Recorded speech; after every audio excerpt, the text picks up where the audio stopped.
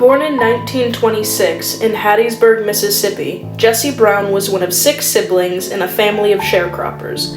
When his father took him to see an air show, he immediately fell in love with aviation. He was a good student and worked unloading Pennsylvania Railroad boxcars to pay for his studies in architectural engineering at Ohio State in 1944.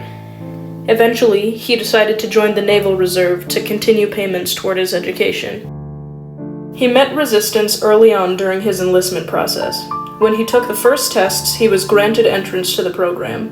He wrote in a letter to his friend in 1946 that lifting boxes on the railroad helped prepare him for the physical tests. He wrote, "I'm in the Navy as an apprenticed seaman, USNR V5, on inactive duty. I had to go down to Cincinnati to take the test, and for a while I thought the mental exams were going to be too much for me, but I managed to muddle through the 5 hours of written tests. One interviewer asked me a lot about aircraft types, and thank God I knew the answers. By evening, about half the guys were eliminated. I took the physical tests, and the next day, no problem.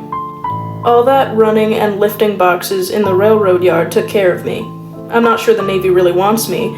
I'm classified desirable rather than outstanding or superior. I guess I'm lucky to be desirable. However they classify me, I'll be getting $50 a month for the privilege of taking naval orientation, drilling, etc."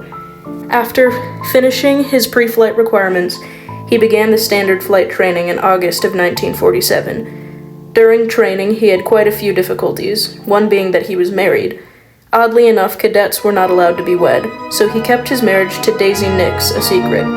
He faced a great deal of racism, leading to other people questioning whether Brown should continue in the program.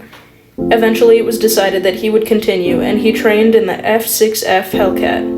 On October 21st, in 1948, he became the first black person to complete flight training in the Navy.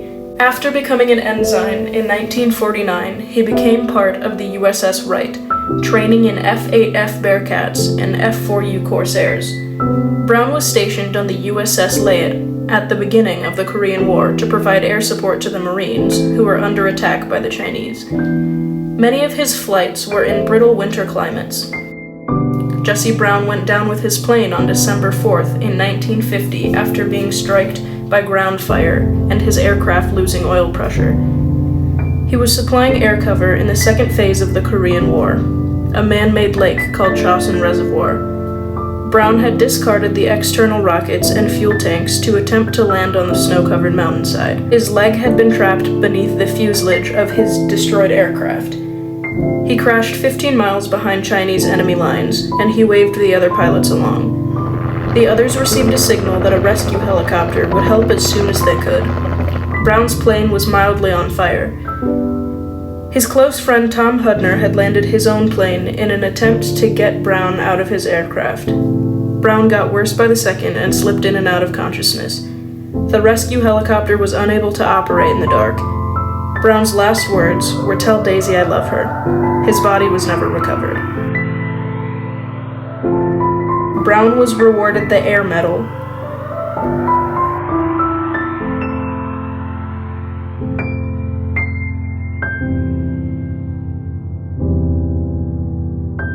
Purple Heart Medal.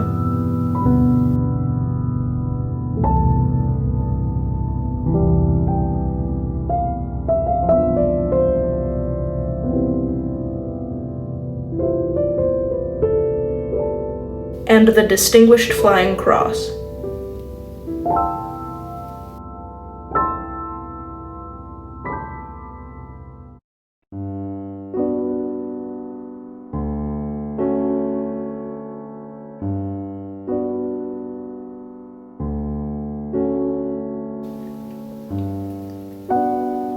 Jesse Brown should be added to the APUSH Hall of Fame because he had a great impact as the first black naval aviator who hurdled obstacles to fulfill his dreams and become an inspiration to many.